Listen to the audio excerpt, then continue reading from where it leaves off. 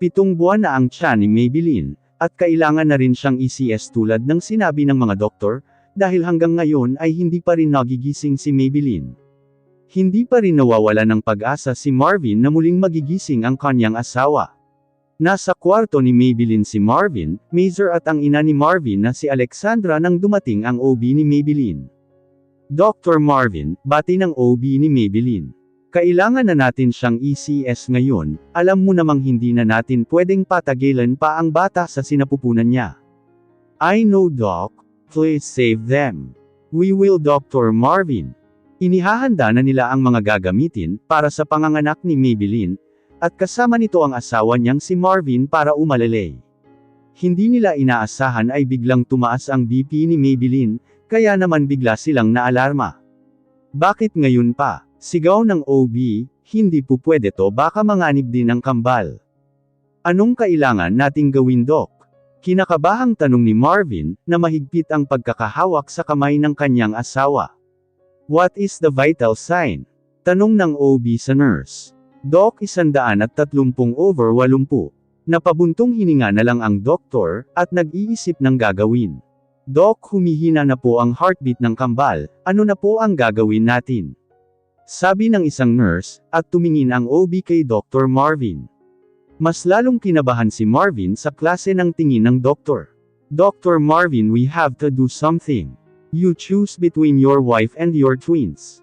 Tila naniga si Marvin sa kanyang kinatatayuan, habang mahigpit pa rin ang pagkakahawak sa kamay ng kanyang asawa. Sinulyapan naman niya ito, at unti-unting pamatak ang kanyang mga luha. Hindi niya inaasahan na ganito pala kalala ang mangyayari sa kanila. No, mariing pagtanggi ni Marvin. Bubuhayin natin sila. Hindi ako pwedeng mamili kung sino sa kanila ang mabubuhay. Dr. Marvin, dapat alam mo ito, doktor ka. Wala na tayong oras. Saglit na nag-isip si Marvin, bago niya muling binalingan ang doktor. I know something na pwede nating gawin. Ipinaliwanag naman ni Marvin sa doktor ang isa sa gawa nilang operasyon, para mabuhay pareho ang mag-iina niya. Dr. Marvin, napakadelikado ng gagawin mong yan. Ito lang ang paraan para mabuhay sila. But Dr. Marvin, just please trust me, and do what I say. Posibleng matanggal tayo bilang doktor sa gagawin nating ito pag nagpatuloy pa tayo. Please trust me doc, pakiusap ni Marvin. Kaya wala na ring nagawa ang doktor, kundi sundin si Marvin. Naghihintay naman sa labas ng delivery room sina Mazer, at ang mommy ni Marvin. At ilang oras ang lumipas ay lumabas si Marvin, at sabay namang tumayo sa kinauupuan ang dalawa. Kumusta Marvin? Okay ba ang kambal? How's Maybelline? Sunod-sunod na tanong ni Mazer, habang nakatitig kay Marvin. Nagpakawala muna siya ng malakas na buntong hininga, at muling tinitigan si Mazer at ang kanyang ina. They're okay, nothing to worry, tila nabunutan naman sila pareho ng tinak sa dibdib. At ang ina naman ni Marvin ay napayakap sa anak. Mabuti naman iho at okay si Maybelline, at ang mga apo ko. He is an amazing doctor. Napalingon naman silang tatlo, nang lumabas na mula sa delivery room ang OB ni Maybelline. You did a great job Dr. Marvin. Kinabahan man tayo, pero nagawa mong iligtas ang mag-iina mo. Nakakunot naman na tumingin si Mazer kay Marvin, na tila nagtataka. What happened Marvin? Nanganib ang buhay ng mag-iina ko kanina, at kailangan kong pumili sa kanila, kung sino ang kailangan mabuhay. At dahil magaling na doktor si Dr. Marvin, syempre ginamit niya ang pagiging doktor niya, kahit na napakadelikado ng gagawin niyang yun, paliwanag naman ng OB. Thank you Marvin, dahil hindi mo sila hinayaang mawala, wika ni Mazer. I promise to myself that I'm gonna save them no matter what. Siya nga pala anak, ano ang gender ng kambal? Masayang tanong ng ina ni Marvin. Sinadya nilang hindi alamin ang gender nito, para lahat sila ay ma-excite. Boy and girl mom? Napatutap naman ang bibig ang mommy ni Marvin, samantalang si Mazer ay nanlaki ang mata, at maluha-luha nang malaman ang kasarian ng kanyang mga pamangkin. Nailipat na sa nursery ang kambal, at nakalagay sa incubator, dahil kulang pa ito sa buwan. Pinagmamasdan naman ni Marvin ang kanyang mga anak, habang nasa labas siya at nakatingin sa salamin ng nursery, at kasama nito si Doc Wallace. Grabe, ibang klase ka bro. Isa ka talagang magaling na doktor, wika ni Wallace na nakatingin kay Marvin, habang titig naman si Marvin sa kanyang kambal. Kaya naman cum laude ka eh. Hindi na ako magtataka. Naiiling na lang siya sa mga papuri ni Wallace. Alam mo bang napakadelikado ng ginawa mong yun? Pero hindi ka nagdalawang isip, sumugal ka pa rin. Dahil kailangan kong iligtas ang mag-iina ko, kahit na alam kong delikado. Ang nasa isip ko lang ay mabuhay sila. Sana lang talaga bro magising na si Maybelline. Sana nga Wallace, mahina at malungkot na wika ni Marvin. By the way Marvin, ano nga palang mga pangalan ng kambal mo?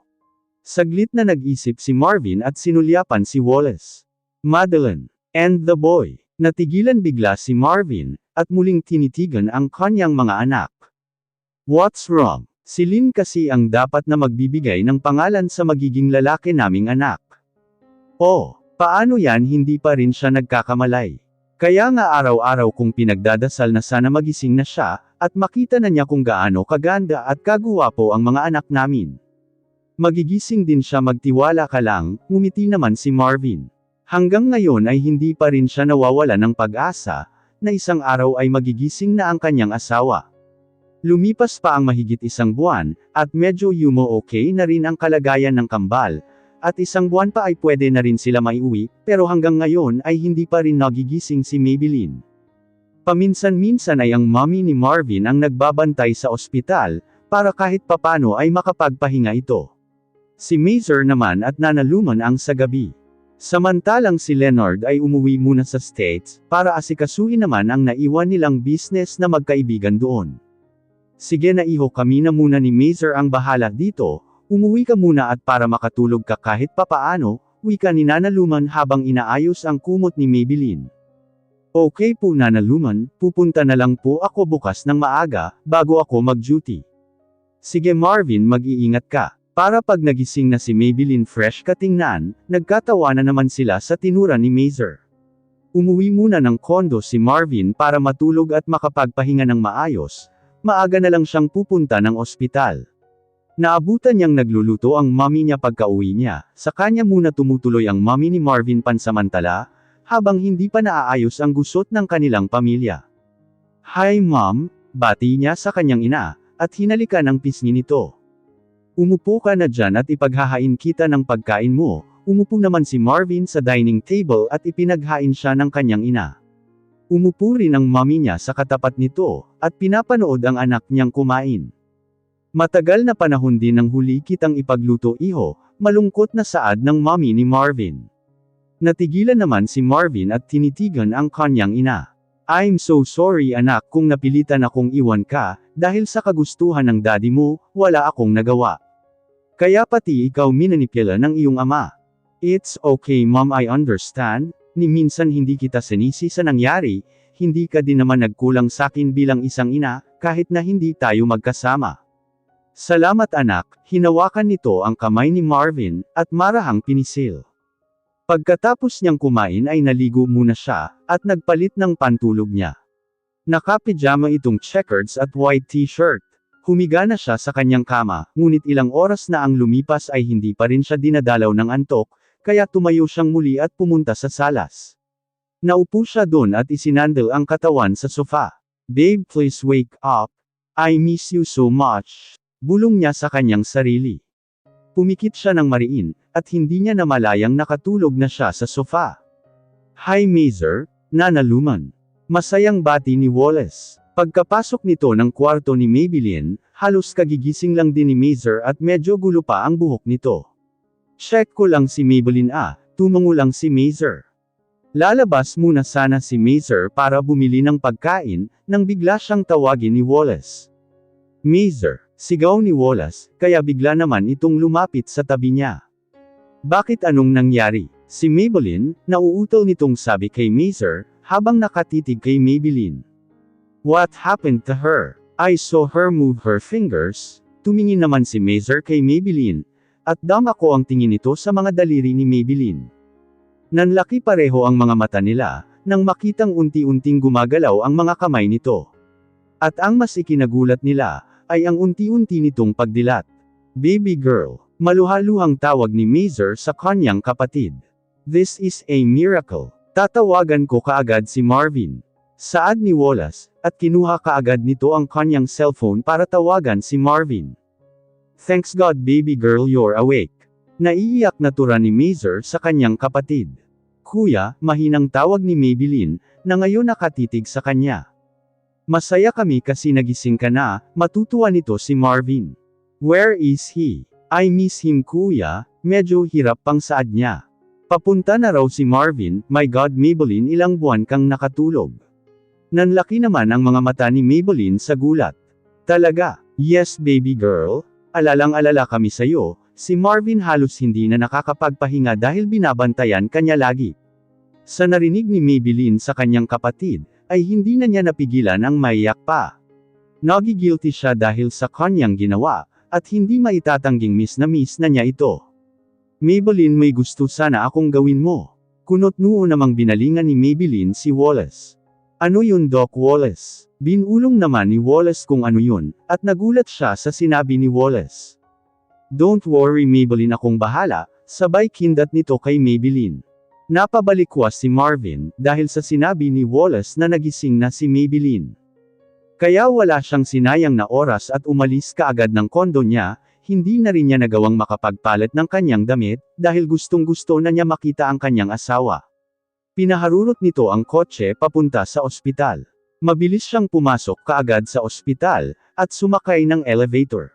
Maraming nakakakilala sa kanyang mga nurse at doktor na nakatingin sa kanya, at tila nagtataka sa kanyang itsura, pero binaliwala niya ito. At mas importante ay makita niya kaagad ang asawa. Nang makarating siya sa tapat ng kwarto ni Maybelline, ay kaagad niyang binuksan ang pintuan, at nabungaran niya sina Mazer, Nana Luman, Wallace at ang kanyang ina na malungkot na nakatitig sa kanya. Sinalubong naman ni Wallace si Marvin na nakatayo pa rin sa may pintuan, at nagtataka kung bakit ganoon na lamang siya nito tingnan. Tinapik naman ni Wallace si Marvin sa kanyang balikat. Bro, what happened? Malungkot na tinitigan ni Wallace si Marvin. She has a temporary amnesia Marvin. What? No way. Na-CT scan siya pero wala namang damage yung brain niya, paano siya magkakaroon ng temporary amnesia? Iyon ang sabi ng doktor na tumingin sa kanya kanina. Lahat tayo hindi niya maalala. Pumikit ng mariin si Marvin. At napahilot sa kanyang sentido, at dahan-daang lumapit kay Maybelline. Kita niya sa mukha ng asawa nang titigan siya nito, na wala man lang emosyon. Unti-unti namang pamatak ang kanyang mga luha pagkakita niya sa asawa.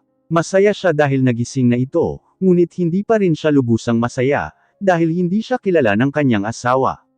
Umupo si Marvin sa tabi nito at kinuha ang isa nitong kamay, at marahang hinaplos. Nakasandal naman si Maybelline sa kanyang kama. Babe, hindi mo ba talaga ako nakikilala? Nanatili lang nakatitig si Maybelline sa kanya. Masaya ako at nagising ka na. Alam mo bang ang tagal mong nakatulog? Tapos heto naman ngayon, nagising ka nga pero hindi ka naman nakakakilala. Garalgal nitong boses at kinagat ni Marvin ang ibabang bahagi ng kanyang labi. Pangako ko sayo na araw-araw kong ipapaalala at ipaparamdam sayo. Kung gaano kita kamahal babe, nakayuko nitong saad, at tinitigan ang suot na wedding ring ni Maybelline, na hindi pa nito napapansin. You don't have to, Doc Marvin kasi ngayon palang ramdam na ramdam ko na yung pagmamahal mo. Natigilan bigla si Marvin at mabilis na tiningnan ang asawa. I thought you have, narinig naman ni Marvin ang paghajijek ni Wallace, at hindi na niya napigilan pa ang tumawa. Nakitawa na rin sina Mazer, Nana Luman at ang mommy niya. Napabuntong hininga naman si Marvin, at tinitigan ng masama ang kanyang pinsan. So, this is all your plan ha? Inis na bilang ni Marvin kay Wallace. Sorry bro, tiningnan lang naman namin ang reaksyon mo, wag ka nang magalit, ang mahalaga gising na ang asawa mo. Asawa, takang binalingan ni Maybelline si Marvin, na nakaupo sa gilid niya. Babe, let me explain, actually we got married noong hindi ka pa nagigising. I'm sorry babe, pero don't worry pakakasalan pa rin kita, kahit saang simbahan mo gusto. Nanatili lang na nakatitig si Maybelline kay Marvin, saka muli siyang nagtanong. Why? Ha? I mean why did you do that? Kasi may anak na. What? May anak ka? Gulat na tanong ni Maybelline kay Marvin, na ikinagulat din ng lahat sa tinura ni Maybelline. Yes, may anak ako babe pero, bakit mo pa ako pinakasalan? Sabay patak ng mga luha ni Maybelline. Babe, nagkakamali ka ng iniisip, anak natin, doon na nagtaka si Maybelline sa sinabi ni Marvin. Paano tayo nagkaroon ng anak? You're pregnant bago maganap yung aksidente. What? Hindi ko alam, I'm so sorry. Umiiyak na sabi ni Maybelline, at niyakap naman siya ng mahigpit ni Marvin. Huwag ka nang umiyak, ang mahalaga ligtas kayo pareho ng mga anak natin. Kumalas naman ang pagkakayakap si Maybelline, at tinitigan si Marvin. Ngumiti si Marvin at tumungo. Yes babe, kambal sila. Napatutap ng bibig si Maybelline, at gulat na tinitigan si Marvin. Gusto ko silang makita. Sure babe, pupuntahan natin sila. Baby girl, she looks like you, wika naman ng Kuya Mazer niya. You mean babae sila pareho? Girl and boy babe, masayang sabi ni Marvin. Parang little Maybelline and little Marvin sila, natatawang wika naman ni Wallace. Siya nga pala babe, have you met my mom, and your mother-in-law also? Tinitigan naman ni Maybelline ang mommy ni Marvin. Yes Doc Marvin. Lumapit naman ang mommy ni Marvin kay Maybelline, at niyakap ito. Thank you hiha sa pagmamahal na binigay mo sa aking anak. Kumalas naman ng pagkakayakap ang mommy ni Marvin at ngumiti siya ng matamis dito. O siya, iwan na muna natin sila, para makapag-usap ang mag-asawa, yaya naman ni Mazer. Saka lumabas na rin silang lahat, at naiwan na lang silang mag-asawa. I'm sorry Doc Marvin dahil sa katangahan ko, muntik nang mawala ang anak natin. It's not your fault babe, hindi mo naman alam na buntis ka na that time, nagpapasalamat ako kasi walang nangyaring masama sa inyo. Tungkol dun sa, I know your reasons, putol ni Marvin sa sasabihin ng kanyang asawa. Please forgive me Doc Marvin. I will forgive you if what? If you kiss me, nakangising wika nito kay Maybelline. Napamaang naman si Maybelline sa sinabi ni Marvin, at napakurap-kurap pa ito.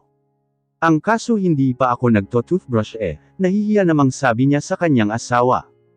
Ano naman, kahit isang taon ka pang hindi mag-toothbrush hahalikan pa rin kita. Nanlaki naman ang mata ni Maybelline sa gulat, at walang sabi-sabing hinawakan ni Marvin ang kanyang batok at hinalikan. Maya-maya ay unti-unti nang gumalaw ang labi ni Marvin, kaya't tumugon na rin si Maybelline. I miss you so much my wife, bulong ni Marvin nang maghiwalay na ang kanilang mga labi. I miss you too babe, napangiti naman si Marvin sa tinawag ng kanyang asawa.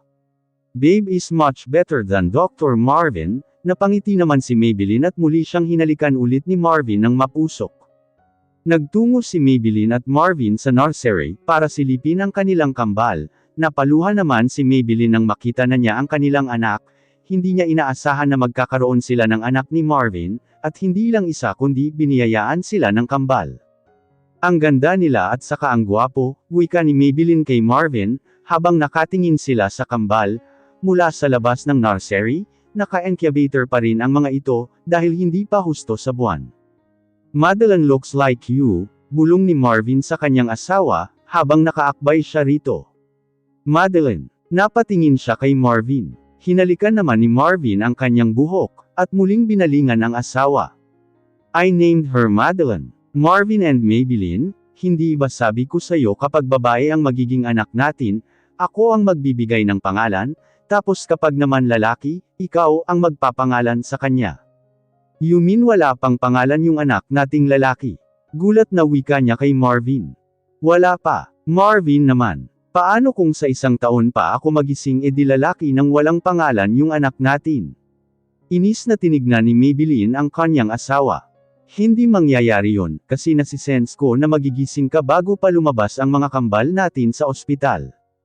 Ewan ko sa'yo. Nangiti naman ng bahagya si Marvin. So what's his name? Saglit na natigilan si Maybelline, at hinarap niya si Marvin. Kung papayag ka sana, gusto ko siyang isunod sa pangalan ni JK. No problem wife, ikaw ang masusunod. I named him Justine Kurt, sabay yakap ni Marvin kay Maybelline. Ilang segundo ay kumalas din si Marvin sa pagkakayakap, at hinawakan ang isang kamay nito, na kung saan ay nakakabit ang bracelet na inilagay niya. Naalala mo pa ba to, babe? Turo nito sa bracelet na suot ni Maybelline. Nagulat naman si Maybelline, at tinitigan si Marvin ng makahulugan. Ikaw yung bata sa park. Yes, babe. Ako yung binigyan mo ng bracelet. Napatutap naman si Maybelline sa kanyang bibig, at tila hindi makapaniwala.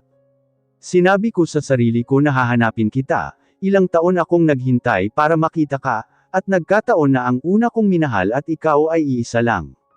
Siguro tayo talaga yung tinadana, nangiti naman si Marvin sa sinabi ng kanyang asawa. Huwag mo na ulit akong iiwan Hindi ko na alam ang gagawin ko, kapag iniwan mo pa ako. Promise I won't leave you anymore. Hinalikan naman ni Marvin ang noo ni Maybelline at muling niyakap. Marvin anak, sabay silang napalingon sa pinanggalingan ng boses. Nagulat sila pareho, nang makita nila ang daddy ni Marvin, kasunod naman nito ang kanyang mommy. Dad, anong ginagawa niyo dito? Humigpit naman ang hawak ni Maybelline sa braso ng asawa, kaya napalingon si Marvin dito. Don't worry wife, I'm here, bulong ni Marvin. Marvin iho, gusto kang makausap ng daddy mo? Sige na anak, pagbigyan mo na, pakiusap naman ng ina ni Marvin. Marvin, for what I've done I'm so sorry, pati na rin sa'yo hiha, belang naman ito kay Maybelline. Sana mapatawad niyo ako anak. Tinitigan muna ni Marvin ang kanyang ama sa kamuling nagsalita. If Maybelline forgive you, then I'll forgive you too. Napatingin namang bigla si Maybelline kay Marvin, sa kadama ko ng tingin sa daddy nito. Bamantong hininga muna si Maybelline, at hinarap ang daddy nito. Lahat po ng mahahalaga kay Doc Marvin mahalaga na rin po sakin. Sino ba naman po ako para hindi magpatawad? Maraming salamat hiha, sinserong wika ng daddy ni Marvin. Sila na ba ang mga apo ko? Sulyap nito sa nursery. Yes dad, sagot ni Marvin. He looks like you iho. Oo nga Cedric, kamukhang kamukha niya si Marvin, nakangiting sagot naman ni Alexandra. Masaya nilang pinagmamasdan ang kambal, at si Maybelline at Marvin ay masaya rin. Dahil nagkaayos na ang gusot sa kanilang pamilya. Wala nang mahihiling pa si Marvin, bukod sa maayos na ang pamilya niya. Nagkaroon na rin siya ng sariling pamilya. Ilang buwan na rin ang nakalipas ay nakauwi na ang mga anak nila. Halos araw-araw ay nasa bahay ang mga pamilya at kaibigan nila. Nakatira muna sila sa mansyon, habang nagpapagawa pa si Marvin ng sarili nilang bahay ni Maybelline. Ang mga magulang naman ni Marvin ay tuwang-tuwa nilang inaalagaan ang kambal, halos hindi na nga nila mahawakan mag-asawa ang kanilang anak, dahil lagi nasa magulang ni Marvin o di kaya ay nasa bahay naman ng kuya ni Maybelline. Kahit naman ganoon ay masayang-masaya si Marvin at Maybelline, dahil inulan ng pagmamahal ang kanilang mga anak. Naisipan naman ni Maybelline, na yayain si Marvin dalawin ang puntod ni JK, kasama ang kanilang kambal. Hi JK, pasensya ka na kung ngayon lang kita nadalaw ha. Marami rin kasing nangyari karga niya ang kanyang lalaking anak na JK, at kay Marvin naman si Madeline. Siya nga pala mga anak namin ni Marvin, alam mo ba JK din ang pinangalan ko dito sa anak namin ni Doc Marvin, at ito naman si Madeline, pakilala ni Maybelline sa kanilang mga anak. Salamat JK Salamat sa lahat-lahat. Naging isa kang mabuting kaibigan, hinding-hindi kita makakalimutan, at iingatan ko ang puso natin. Inakbayan naman ni Marvin ang kanyang asawa. JK, wag kang mag-alala, I'll take care of them, and don't worry kahit wala ka na sa mundong ito ninong ka pa rin ng mga anak namin, masaya namang sinulyapan ni Maybelline ang kanyang asawa.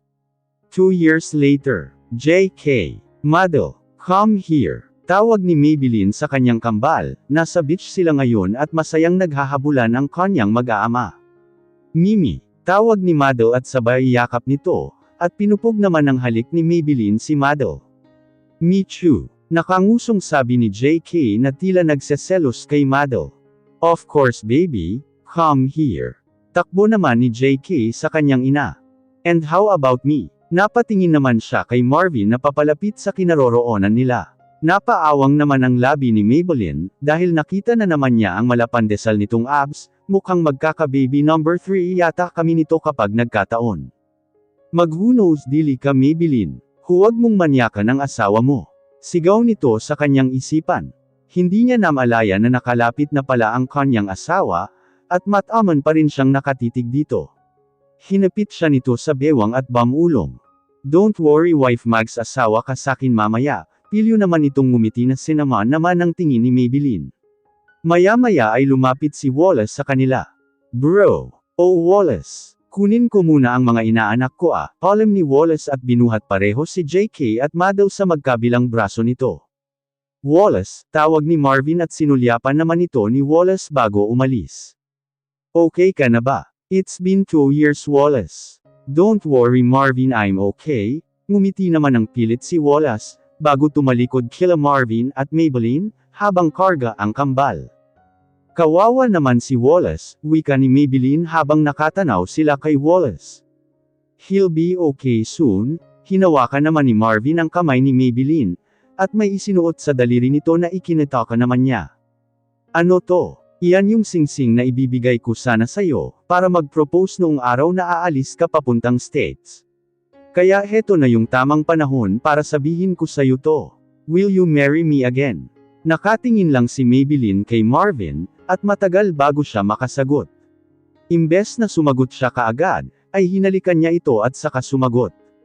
Yes Dr. Marvin, I will marry you again. Pagkasabi niyang iyon ay hinawakan ni Marvin ang magkabilang pisngi ni Maybelline, at hinalikan niya ito.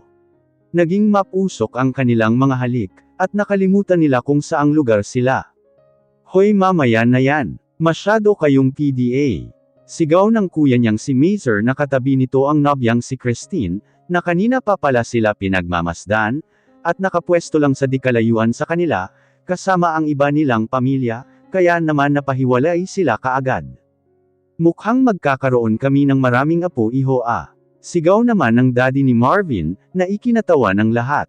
Go Bucks! Humayo kayo at magpakarami. Napatapik naman ng noo si Maybelline sa tinura ng kanyang kaibigang si Leonard. Sige na anak, dalhin mo na siya sa kwarto, at bigyan mo kami ng maraming apo, sagot naman ng mami ni Marvin. Hala grabe sila babe. Gulat na tinitigan ni Maybelline si Marvin. Paano ba yan wife, mukhang mapapalaban ako ngayon. What? Let's go. Sabay buhat ni Marvin kay Maybelline na naka-bridal style. I love you Mrs. Mendez aka Lynn. Natawa naman si Maybelline sa itinawag sa kanya ni Marvin. I love you too Dr. Marvin. Hinalikan naman ni Marvin ang kanyang asawa, at ikanawit ni Maybelline ang mga kamay nito sa batok ni Marvin. Marvin, bumalik ka dito. Sigaw ng aking ama, habang tumatakbo ako palabas ng aming malaking gate.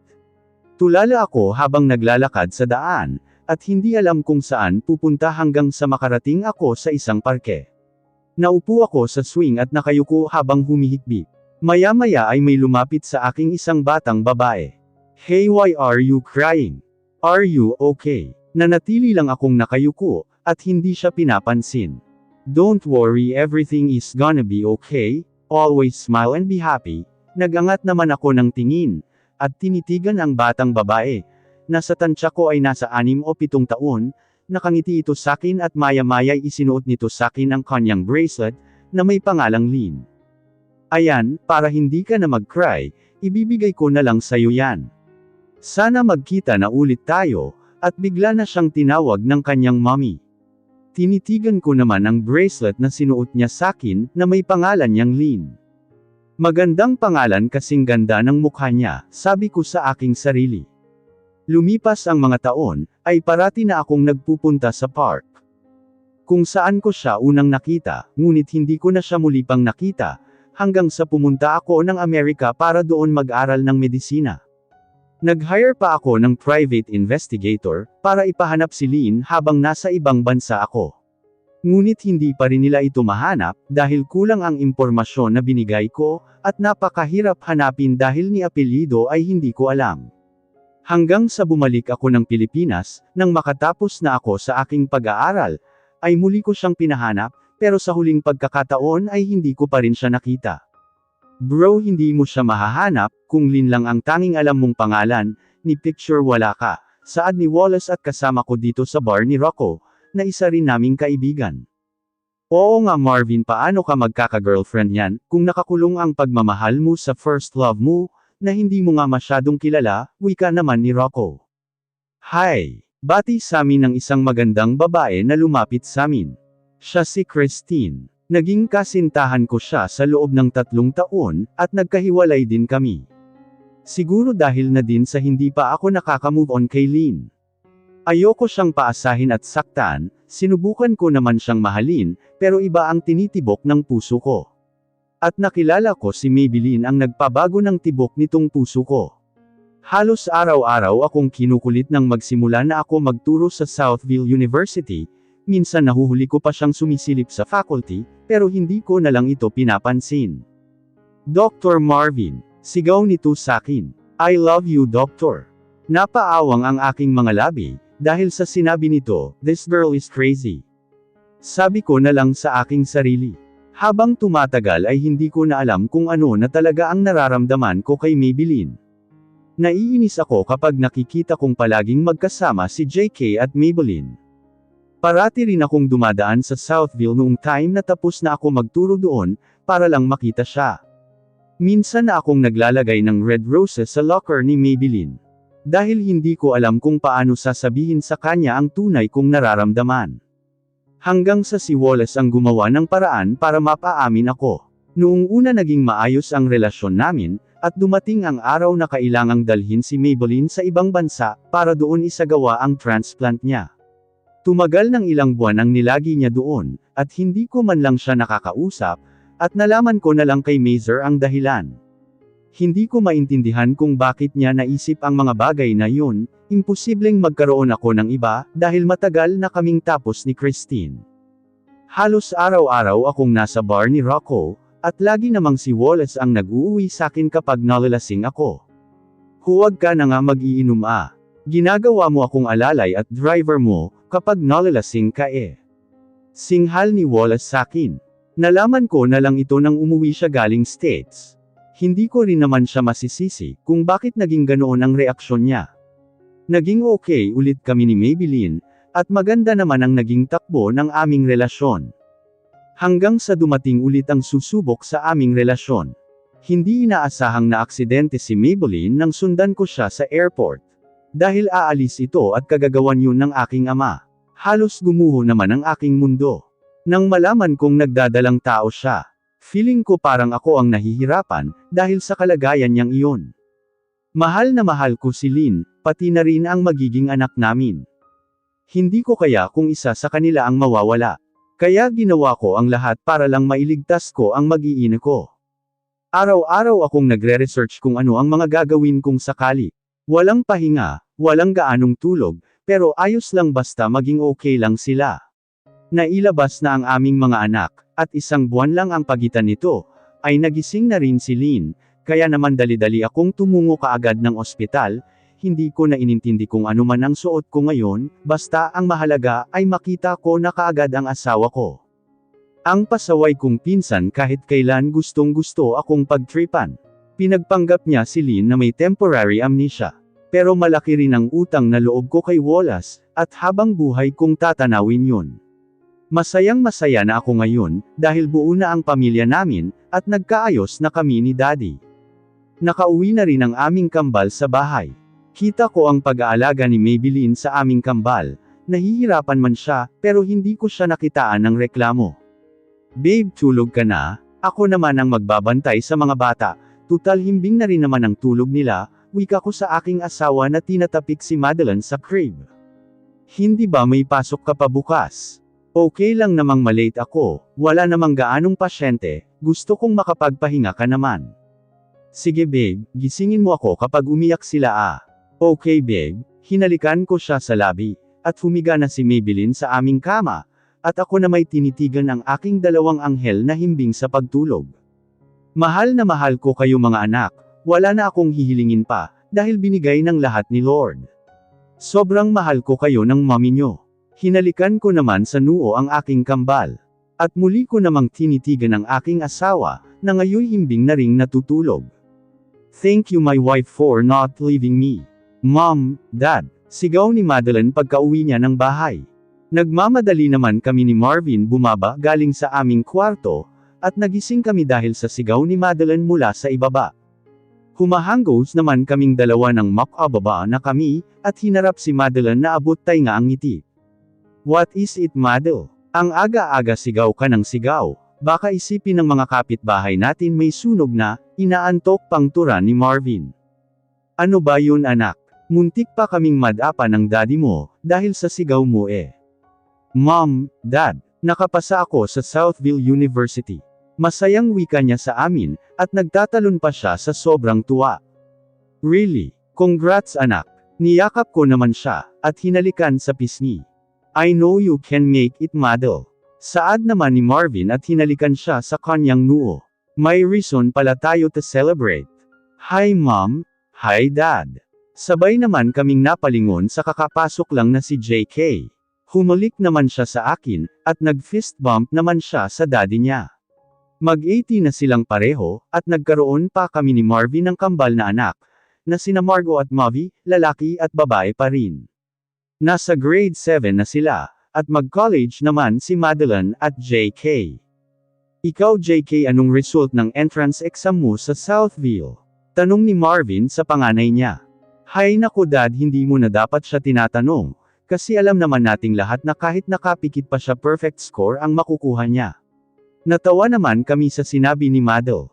Si JK talaga ang nagmana sa kanyang ama, lahat ng katangian ay kuhang-kuha nito, lalo na ang pagiging seryoso, at lalong-lalo na ang pagiging masungit nito. Sorry Madel, nataasan na naman kita, nakangising wika niya sa kanyang kapatid. Inirapan naman siya ni Madel. Nasaan na nga pala si Mavi at Margo? Palingalinggang tanong ni Marvin. Naghihilik pa Dad, puntahan ko muna sila sa kwarto nila, tumango naman siya kay Madel, at pinuntahan na ang kanyang dalawang kapatid. Dad, Mom, akyat po muna ako, pupunta kasi ako ng school ngayon, para ipasa yung ibang requirements ko, palam naman ni JK. Okay sige, ihahatid na lang kita mamaya. Okay Dad, pagkasabi niyang iyon ay umakyat na rin siya, at nagtungo sa kanyang kwarto. Let's go upstairs. Tutal nagising na rin naman tayo, di gisingin mo na rin tong si Mr. Kamote, mabilis ko siyang tinignan dahil sa gulat at ngumisi pa ito sa akin. Kahit na nagkaedad na kami, ay active pa rin ang life namin. At masasabi kong masaya ako sa buhay na meron kami. At hindi rin nababawasan ang pagmamahal namin sa isa't isa, kahit na paminsan-minsan ay nagkakaroon kami ng tampuhan. Nagkaedad man siya ay hindi rin nabawasan ang kanyang kagwapuhan. Marami pa ring babae ang nahuhumaling sa kanya, at karamihan doon ay mga nurse. At dahil sa masungit at suplado siya, natatakot nang lumapit sa kanya ang ibang nurse sa ospital. Kung hindi naman niya ito sinusungitan, ay pinapagalitan naman niya dahil sa pamali-maling trabaho nila minsan. Ikaw talaga babe ang aga-aga oh. Pinalo ko naman siya ng mahina sa kanyang braso. Iyon nga ang maganda masarap na almusal, niyakap naman niya ako mula sa aking likuran, at marahang hinalikan ang aking leeg. Babe, baka makita tayo ng mga bata, bulong ko sa aking asawa. Halika na babe, may oras pa naman tayo para sa potpoton bago pumasok. Mabilis naman kaming umakyat sa aming kwarto. Inilock niya muna ang pinto. Saka ako muling binalingan. Mapupusok ang kanyang naging halik. Na para bang ilang buwan naming hindi ginagawa ang mga bagay na yun. Nagsisimula ng lamikot ang kanyang mga kamay, at isa-isa nang bumagsak sa sahig ang aming saplot. Marahan naman niya akong inihiga sa kama, habang hinahalikan at naramdaman ko ang pagpisil niya sa isa kung ano na ikinabulong ko. Bumaba naman ang kanyang mga halik sa aking leeg, at maya-maya ay dam ako naman sa ibang parte. Napasabunot naman ako sa kanyang buhok, habang abala siya sa kanyang ginagawa. Napahiyaw ako sa sensasyong ginagawa niya sa akin, hanggang ngayon ay hindi pa rin siya nagbabago sa pagpapasaya sa akin. Kaya minsan ayokong nagdidikit sa kanya masyado, dahil malamang mawawala na naman ako sa aking sarili. Nagangat naman siya at tinitigan ako ng nakangisip. Okay babe, I'll make it quick, baka bigla na tayo hanapin ng mga bata. Kahit na naka-4 na anak na kami, ay nakakaramdam pa rin ako ng kakaiba, kapag naglalambingan kami ni Marvin. Nakarinig naman kami ng sunod-sunod na katok, kaya sabay kaming napalingon. Mom, Dad, are you there? Tanong ni Mavi. Imbes na sumagot ay itinuloy pa rin ni Marvin ang kanyang ginagawa. Babe, ang mga bata, hinihingal kong wika sa kanya. Just a minute babe. Hey dad. Si Margo naman ang sunod na kumatok. Hinihingal kaming pareho at bago pa siya tumayo, ay hinalikan niya muna ako sa labi, at mabilis na tumayo at nagbihis. Ako naman ay dumiretso sa aming banyo sa loob ng kwarto, dahil ayokong makahalata ang aming mga anak, na ibang almusal ang ginawa namin ng kanilang ama. Yes sweetheart. What are you doing dad? Where's mom? Narinig kong tanong ni Margo. She's taking a shower sweetheart. Dad, bakit pawis na pawis ka? Hindi ba bukas ang aircon nyo? Rinig kong tanong naman ni Mavi. Napatapik na lang ako sa aking noo, dahil sa mga anak ko. Nag-workout kasi ako mga anak, halina kayo sa baba ipaghahanda ko na kayo ng almusal. Nakahinga lang ako ng maayos nang bumaba na ang aking mag-aama, at ako na may maliligo muna para pumunta naman sa restaurant namin ni Leonard. Let's go kids! Yaya na ni Marvin sa mga bata nang matapos na rin kami mag-almusal. Ihahatid muna namin sila sa school, bago kami pumunta ni Marvin sa aming mga trabaho. Una muna naming hinatid si Margo at Mavi sa kanilang school, sunod naman si Madeline at JK. Bye mom, bye dad, paalam ni Madel sabay halik sa pisngi ko at sa kanyang ama. Ganoon din si JK. Umuwi ka agad kayong dalawa, pagkatapos nyo magpasa ng requirements ha. Dad pwedeng gumala muna, nakangusong pakiusap ni Madel. Alright sweetheart but no boys okay. Wala naman talaga dad, si Elaine at Nemo lang naman ang kasama ko. Good. And how about you buddy? Bilang naman ni Marvin kay JK. Magbabasketball muna kami ng mga kaibigan ko dad, tumungo lang si Marvin kay JK, at pagkway pumasok na rin sila sa school na kanilang papasukan. Babe wag ka naman masyadong mahigpit kay Madel, kung may manligaw man sa kanya part of growing up yun, basta wag lang niya pababayaan yung pag-aaral niya. I know babe, kaso masyado pa siyang bata para doon. Hindi naman natin sinasabing mag-boyfriend na siya babe, napahinto akong bigla sa aking susunod na sasabihin, nang may makita akong tao na matagal ko nang hindi nakikita, kahit sa panaginip ay hindi ko man lang ito nakita. Nakatulala ako habang nakahinto kami dahil sa traffic, at siya naman ay patawid sa kabilang kalsada. JK. Bulong ko habang sinusundan siya ng tingin, habang naglalakad sa kabilang kalsada. Babe. Napasulyap akong bigla kay Marvin na tila nagtataka. Nasa school na si JK babe. Hindi siya babe, nakita ko siya. Who? My best friend, si JK Marvin nakita ko siya. Babe baka naman kamukha lang niya yun. Maya-maya ay bigla nang nag-go signal, kaya naputol na rin ang aming usapan. Hindi naman ako mapakali, at hinahanap ko yung kamukha ni JK, habang umaandar kami, ngunit hindi ko na ito makita pa. Sigurado akong nakita ko siya. Babe, don't stress yourself kamukha lang niya yung nakita mo, sinulyapan ko naman siya at marahang tumungo. Baka nga kamukha lang niya yung nakita ko kanina. Madeline POV. Kakatapos ko lang isubmit sa office ang mga kailangang requirements ko, ay nagpasya naman akong tawagan sila Elaine at Nima. Dinidial ko pa lang ang numero ni Elaine, ay mayroon namang biglang bumangga sa akin, kaya nahulog ang aking telepono. Kaagad ko itong kinuha at nakitang may lamat na ang screen ng aking cellphone. Tinitigan ko naman ang masama ang nakabangga sa akin, at mataman din siyang nakatingin sa akin. Gwapo ito, matangos ang ilong, mapula ang labi at may katangkaran din. Parang matanda lang siya sa akin ng ilang taon. Tumayo naman ako at hinarap siya. Bakit mo ba ako binangga? Tingnan mong ginawa mo, nabasag tuloy itong cellphone ko. Singhal ko sa kanya, pero nanatili lang siyang nakatitig sa akin. Ano tititigan mo lang ba ako?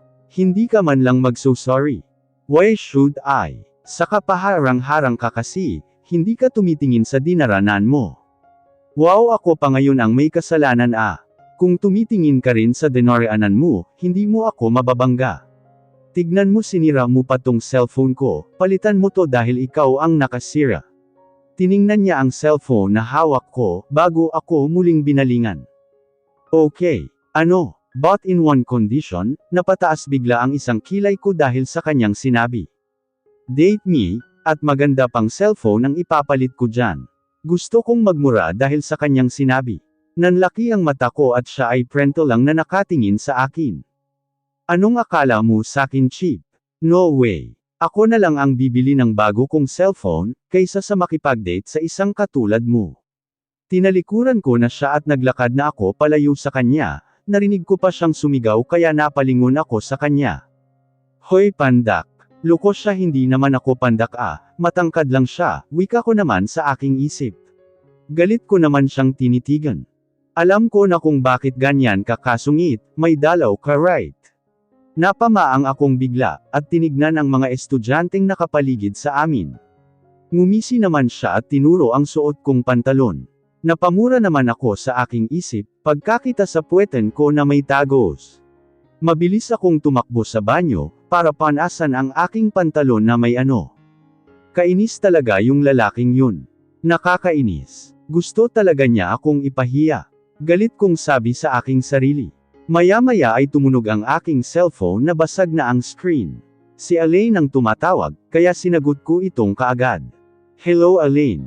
Hoy Mads, saan ka na? Kanina pa kami text sa'yo ni Nima nandito na kami sa coffee shop. Sorry Elaine, may nambwaiset lang kasi sakin kanina, kaya hindi ko napansin. Pupunta na rin ako dyan, pagkatapos kong makipag-usap sa kanya, ay inayos ko na rin ang aking sarili. At mabuti na lang ay kahit papaano ay nawala ang bakas ng ano ko sa aking puweten. Dumiretso na ako kaagad sa coffee shop, kung saan naghihintay ang dalawa kong kaibigan. Sorry kung naghintay kayo ng matagal, wika ko kay Elaine at Nima nang makaupo na ako sa kanilang harapan. Kanino ka naman nabubwisit Mads? Tanong ni Elaine at samubo ng kanyang spaghetti. Hay nako, ayoko na siyang maalala pa. Guwapo ba? Baling naman sakin ni Nima. Napatulala ako at hindi alam kung ano ang sasabihin. Gusto kong sabihing guwapo ito, pero nangingibabaw ang pagkainis ko sa kanya. Mukhang halimaw yun. Napairap ako at kinuha ang cellphone kong nabasag, dahil sa malakas na pagkakahulog. O anong nangyari dyan Mads? Nakakunot na tanong sakin ni Nima. Di kagagawan noong nakabangga ko kanina. May inis kong turan sa dalawa. Napatingin naman akong bigla sa taong pumasok sa coffee shop, at laking gulat ko na lang nang makilala ko ito. Ang lalaking kinaiinisan ko, at pinag-uusapan lang namin ngayon. Oh my God Elaine, siya yung heartthrob sa buong campus. Si Jeremy Villafuerte. Mabilis akong napatingin kay Nima na kilig, na para bang binudburan ng asin sa kilig. Kilala mo siya? Ano ka ba Mads, hindi mo siya kilala? Gulat na gulat akong tinitigan ni Nima. Mads, siya lang naman ang kinahuhumalingan sa buong Southville University. His third year college na at varsity din siya ng school, paliwanag naman ni Elaine. Paano niyo siya nakilala? Ngayon pa lang naman tayo papasok sa Southville. Di sa site ng Southville. Doon namin siya nakita, sikat na sikat pala siya no. Manghang saad ni Elaine. If I know, marami ring babae yan sa kamasama ugali niyan. Inis kong wika sa kanila. Taka naman nila akong tinitigan. Paano mo naman nasabi? Sasagot na sana ako kay Elaine, nang lumapit naman sa amin ang kanina ko pa kinaiinisan. Oh, nandito ka rin pala. Sabay-sabay kaming tatlo napatingin, at nakangisi niya akong tinignan. Nagpapalit-palit naman ng tingin sa amin ang dalawa kong kaibigan. Mads, magkakilala kayo? Gulat na tanong ni Nima. Hindi by the way I'm Jeremy, so magkakilala na tayo, sarkastikong wika niya sakin. Tinitigan ko naman siya ng masama, habang siya ay nakatayo sa aking harapan. Oh my God Mads, ang swerte mo. Kinikilig na tili ni Elaine. Anong swerte? Ang malas ko kamo. Sa dinami-dami ng lugar dito ko pa talaga ulit siya makikita. Hoy Mads, wag kang ang ganyan, bulong sakin ni Nima. Ipinatong ni Jeremy ang dalawang palad niya sa lamesa, at tinitigan ako sa malapitan, kaya mas lalo akong kinabahan at nanlaki ang aking mga mata. Isa pang beses na tarayan mo ako, sorry sa susunod kong gagawin, bakit anong gagawin mo? Kinakabahan kong tanong sa kanya. Lumapit pa siya ng bahagya sakin na ikinasinghap ko, at dam ako ang tingin niya sa aking mga labi. Nagtagal ang tingin niya roon, kaya nakailang lunok ako. Nervous. Want to try? Nakangisi niyang tanong sakin. Hindi na ako muling sumagot, at mataman lang akong nakatitig sa kanya. Dahil baka magkamali ako ng sagot, ay may gawin siyang hindi maganda, lalo na't naririto kami sa pampublikong lugar. Unti-unti naman siyang lumayo sa akin, at umayos na nang tayo. "See you at school my little girl," komandat pa ito sa akin bago tumalikod. Nagngingit-ngit naman ako sa galit at inis, gusto ko siyang sugurin at batukan. Kaso naisip ko baka pagsisihan ko lang kung gagawin ko yun. "Mads, grabe ka. Ikaw pa talaga ang napansin niya. Ikaw ha, naglilihim ka na samin," kilig na baling sakin ng dalawa kong kaibigan. Hindi ko siya kilala, okay. Nabangga lang niya ako, that's it. Feeling ko Mads type ka noon. Ang haba talaga ng hair ng kaibigan natin ni Ma. Ewan ko sa inyo, dyan na nga kayo. Tumayo na ako at iniwan na silang dalawa. "Hoy Mads, hintayin mo kami." Sumunod na rin sakin ang dalawa kong kaibigan na lumabas ng coffee shop. "Jeremy Villafuerte, humanda ka talaga sakin pag nagkita ulit tayo." Wika ko sa aking sarili.